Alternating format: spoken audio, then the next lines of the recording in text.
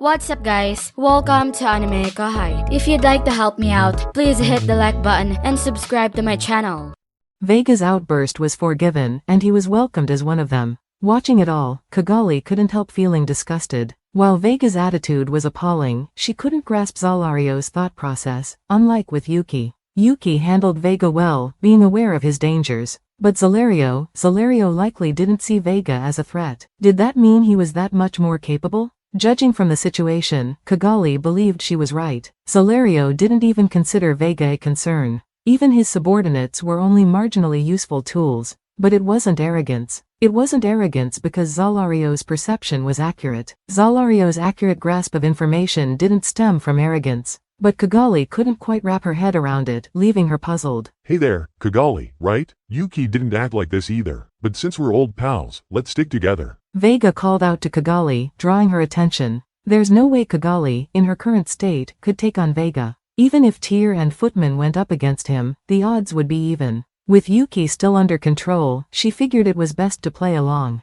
Absolutely. Things have changed a lot, so let's make the best of it. Yeah, exactly. By the way, where are we? It's the Heavenly Star Palace. Seems like there's no way out, so we'll just have to go along with whatever they want. Got it. I'm not one to run anyway. They might need my help, so might as well make the most of it. Kagali admired Vega's straightforwardness. Zalario didn't seem pleased, and the intentions behind Yuki's controllers remained a mystery. Kagali had hoped the dead birthday spell would be their ace in the hole, but even that seemed uncertain. Performing a ritual with tens of thousands of corpses wasn't exactly a walk in the park. They needed to prove their usefulness somehow. Even if it meant resorting to flattery, they had to survive. That was Kagali's train of thought. After all they've been through, giving up their ambitions wasn't an option. She resolved to set aside her pride if it meant survival. And soon, that resolve would face its greatest test. Michael and Feldway had returned. In the heart of the castle stood the Grand Audience Hall, its throne conspicuously vacant for quite some time. Seats were scattered across the hall, with individuals occupying them as they pleased. Michael claimed the chair nearest to the throne, while Feldway, his gaze fixed on the gathered assembly, stood beside him.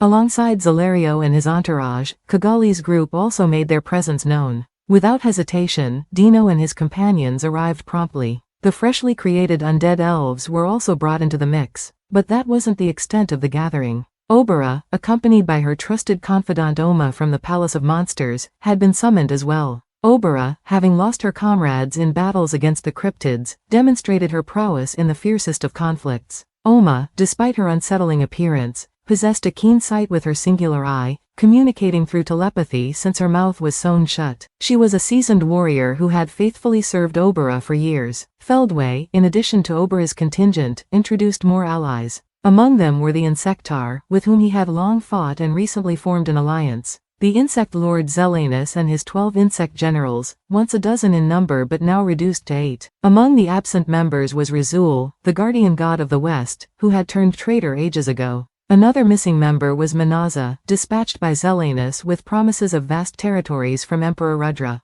Both Rizul and Minaza had been defeated by Xian in separate encounters. Additionally, 2 escaped larvae, offspring of the missing members, remained at large. One of them, a descendant of Zelanus, had prompted a covert search. Each of the present 8, akin to Rizul and Minaza, possessed formidable combat skills akin to awakened demon lords. Among them stood Zes, the bug general commander and direct descendant of Zelanus, renowned for his exceptional strength. He and Zalario, who were rivals, had engaged in fierce competitions that pushed them to their limits. The remaining 7 bug generals were no less formidable. Beethop, a hybrid of bee and grasshopper. Mujika, an anthropomorphic centipede. Tishern, resembling a mantis. Torin, a dragonfly sporting wings. Abart, with spider-like appendages on his back. Cyril, a venomous scorpion. Peliad, exuding the elegance of a damselfly. Each possessed distinct traits, all of them now standing silently without even bothering to take a seat in the vast yet suffocatingly tense room. Kagali felt a surge of apprehension but chose to observe events unfold. Once everyone was gathered, the meeting with Michael commenced. Gentlemen, with Rudra's absence, Michael's summon is unbound. Our success in expelling Velgrin marks the first stride toward Veldunava-sama's resurrection. The plan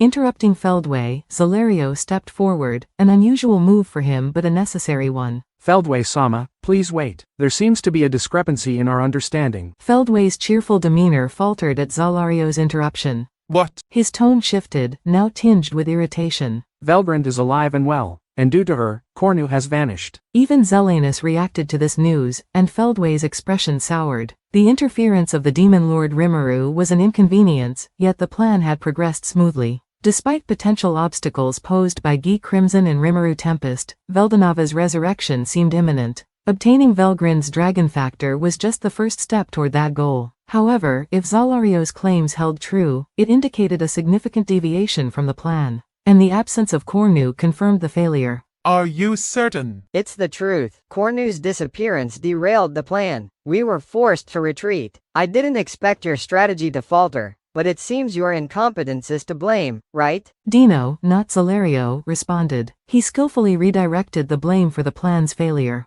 Zalario silently acknowledged it. While he didn't entirely agree with Dino, he saw no need to dispute it. Zalario, committed to fairness and self-discipline, could be pragmatic. With both Zalario and Dino's responses, Feldway had no choice but to quell his doubts. Feldway found himself unexpectedly irritable, but despite this, his mind remained sharp as he swiftly formulated a new strategy. Securing a true dragon became his immediate priority, understanding the crucial role the dragon factor played in Veldanava's resurrection. Fortunately, Velgrind's dragon factor had been obtained, alleviating some concerns. Yet, Feldway couldn't shake off the sting of his recent oversight. I was careless. He lamented. Retrieving the skill to prevent its loss inadvertently erased the control circuit, leading to unforeseen consequences. Banishing Velgrind to a distant realm was meant to avert future conflict, but now, it seemed he had invited more trouble. Despite Velgrind's weakened state, losing most of her power and the dragon factor, Feldway's focus remained on Veldanava's resurrection.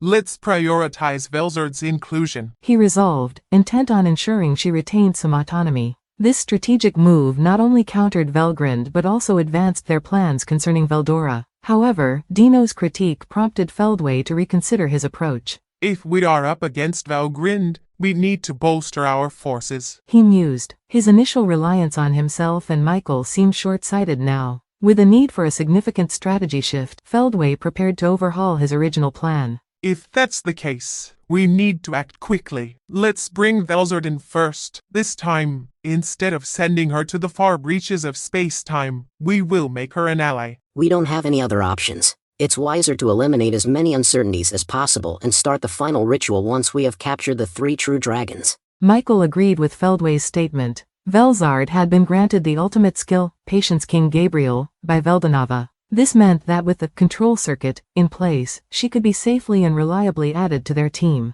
The real issue was what would happen afterward. Michael looked over the group thoughtfully. I thought it might not be necessary, but we should incarnate all of them. That way, we can handle whatever comes our way. Agreed. Let's save Veldora for later and complete all our preparations first. As Feldway and Michael discussed, they reached a decision. In anticipation of this, Zalario prepared his report. I have news to share. What is it? Trying to incarnate using Vega has failed. We'll have to rely on the undead elf for sure success.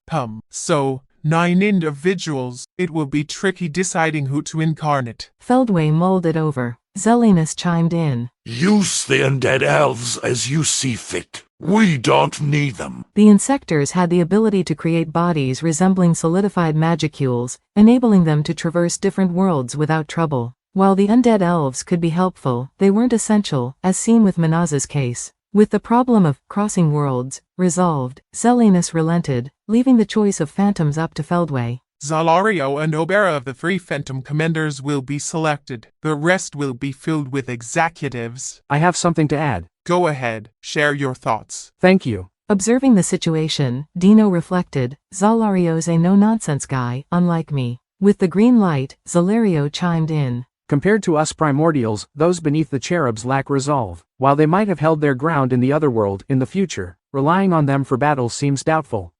What's your suggestion then? Well, perhaps we should let nature take its course. Zalario had made a tough call regarding his subordinates. Like Cornu's followers, they had fallen prey to the humans who possessed them during the invasion, losing their sense of self. Now, influenced by Vega's cells, their emotions were in turmoil. It seemed futile to entrust such individuals with crucial roles in the upcoming conflict. There are still obstacles ahead. Velgrund, Veldora, and the demon lords are alive. Even those pesky demons will meddle, mere tools following orders. Not worth the trouble. As you wish. Feldway nodded in agreement with Zalario's assessment, sharing his concern. Indeed, willpower is crucial. Without a strong drive, granting them an ultimate skill would be pointless. Put differently, no need to worry about betrayal if they receive the ultimate enchantment alternative, regardless of their ego strength. Feldway glanced at Michael, sensing he had a different perspective. What are your thoughts? I was considering summoning the Seraphim and infusing them with the formidable army of angels, Armageddon. That's an option, but we are uncertain about how many we can summon or their willpower. We can summon up to 7, but whether the Seraphim possess a will or not remains uncertain until they're summoned.